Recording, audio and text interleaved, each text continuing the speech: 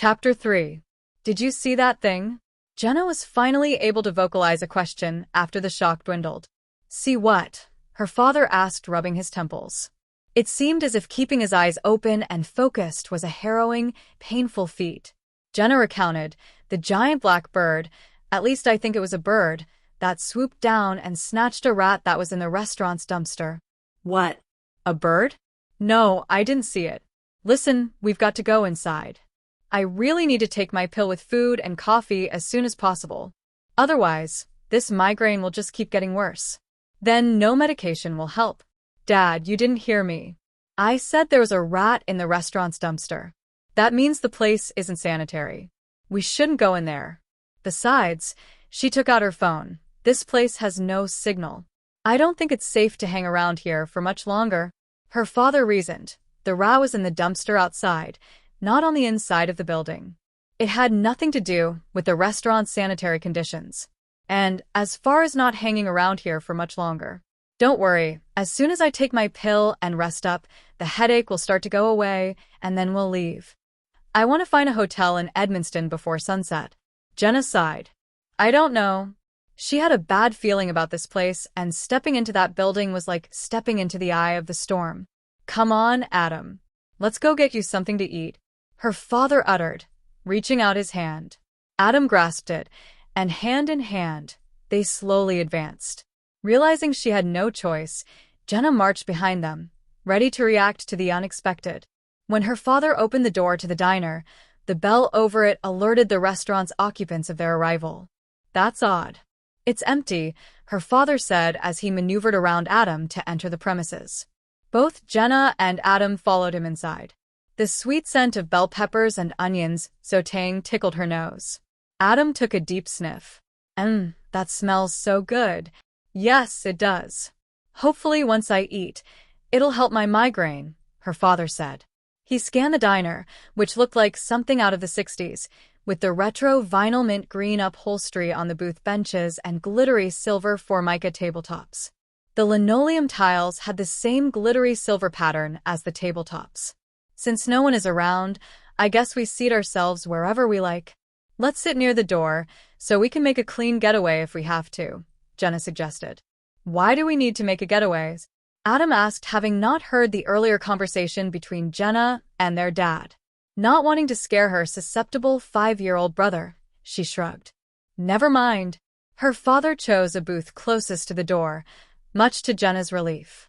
He glided his finger along the edges of the table. Jenna, it looks clean to me. Yes, it did, but it didn't change how Jenna felt. Disgust still churned in her stomach after having witnessed the giant bird creature clutching and biting down on the helpless rodent. The image would be forever forged in her mind's eye. She doubted she'd ever want to eat again.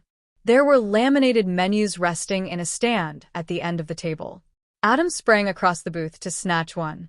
I want a greasy burger and fries. Her father retrieved his plastic prescription bottle from his jacket pocket. When is someone going to come around to take our order? I need water to swallow these, and I have to eat right after that.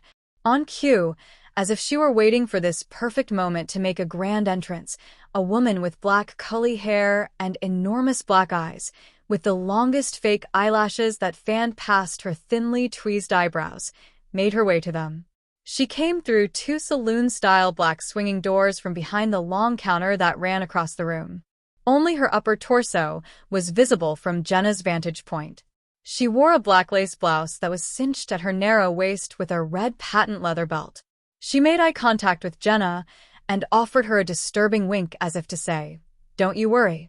I'll be with you shortly." It was when she passed the counter, and Jenna could see her full torso, her legs and feet, that Jenna flipped. The waitress wasn't walking towards them. Instead, she was floating. Chapter 4. Jenna's eyes practically popped out of their sockets. She couldn't believe what she saw.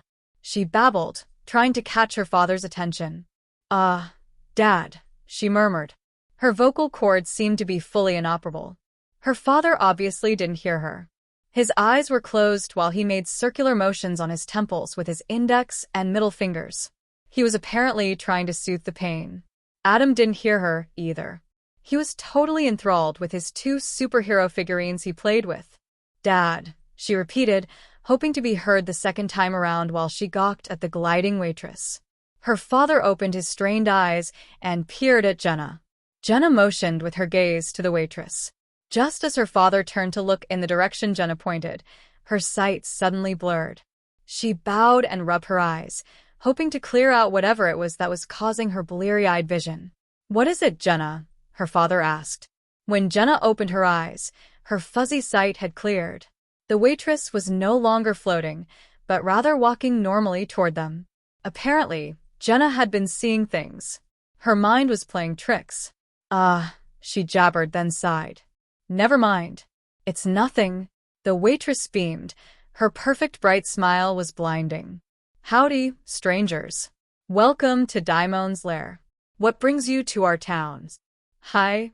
Her father grinned. "My kids and I have been on the road practically all day.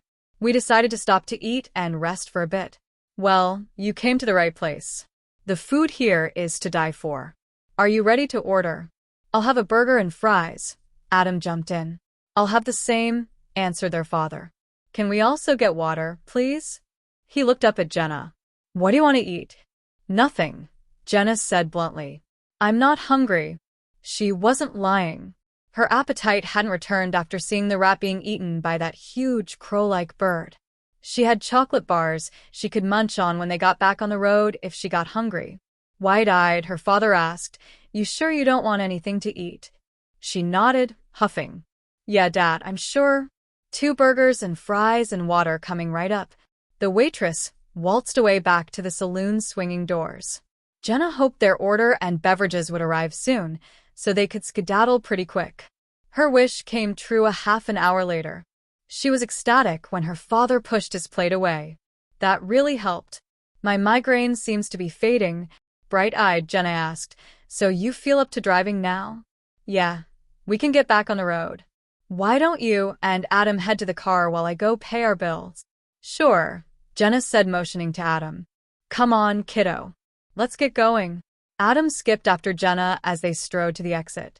When she opened the door, she was shocked to see it was dark outside. The sun had mysteriously set and the moon risen in the short time they'd spent in the diner. She could not wrap her mind around this boggling occurrence.